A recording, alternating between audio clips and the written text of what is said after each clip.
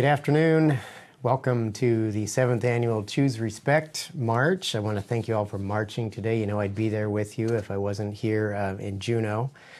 And I appreciate this year's theme, Choose Respect, Alaskans Pulling Together for Each Other, which is timely. You know, I'm here with Jayne and Andreen, who's the interim and past director of the Alaska Council of Domestic Violence and Sexual Assault.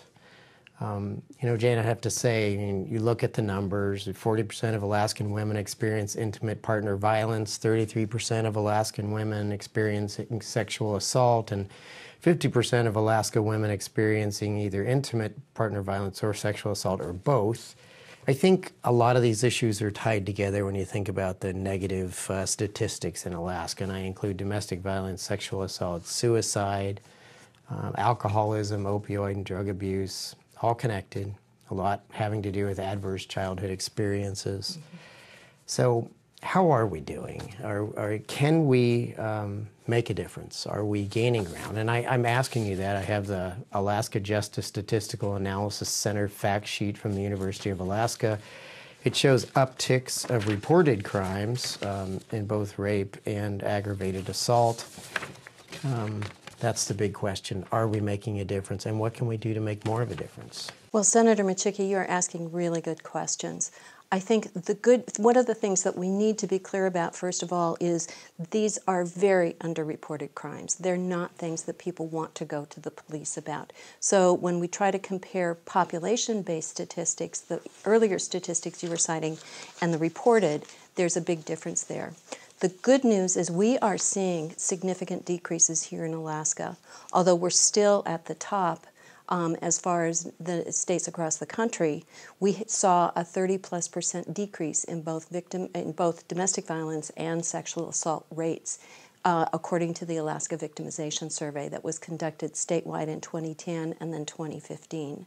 So in a 5-year period of time, we saw quite a bit of a drop, a third of the women reported that in the prior year they had experienced domestic violence or sexual assault. So which programs are working, and how can the folks that are at the march today support on making them even more effective? Well, one of the first things they can do is exactly what they're doing right now, and that's to get out, march, let people know that you are choosing respect in your life.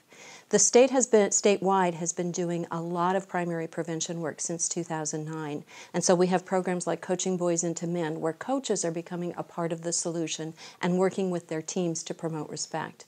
We have things like the 4th R curriculum in the elementary schools that are teaching about respect and relationships. We have other things like Girls on the Run, which are teaching girls how to feel good about themselves regardless of how physically active they are. And then we also have things like the Green Dot, which is that community engagement, and I'm so pleased to say that the Central Kenai Peninsula is part of the Green Dot initiative. I think it really boils down to all of us saying, I am going to choose respect. I'm going to be respectful in my relationships, and I'm going to expect people to be respectful of me. And then we take it out from there and build upon that. It's not something that any one person can change. It's not even something that any organization can change, but it's when the communities engage that we're able to really start to see the differences we've already seen.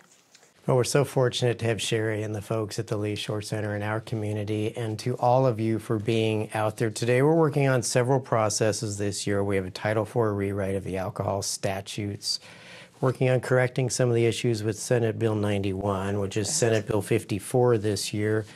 In the past, we promoted Bree and Aaron's Law. We hope all of those are making a difference in our communities. And as a man, a father, and a husband, father with 4 daughters. That's all we make. This is an issue that's very important to me. So for the folks at home, thank you for participating in the 7th annual event, and thank you for choosing respect on the Kenai. Thank you, Senator.